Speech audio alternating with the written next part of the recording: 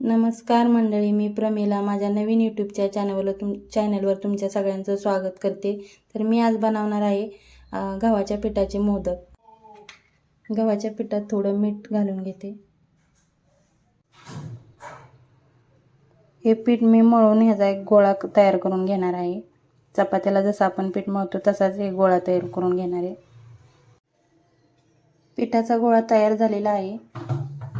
खोबरं खिसून घेतलंय, साखर टाकली त्याच्यात, ते बारीक करून थोडंसं मिक्सरला घेतले. मोदक उकडण्यासाठी मी पाणी गरम करत ठेवले.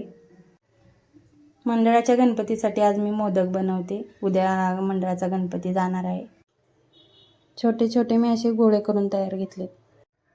आता मी एक एक गोळा लाटून घेते.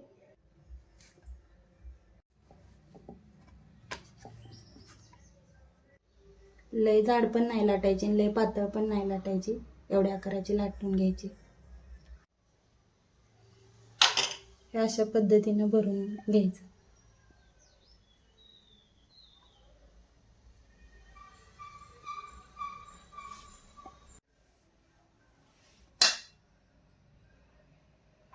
ते अशा पद्धतीने भरून घ्यायचं.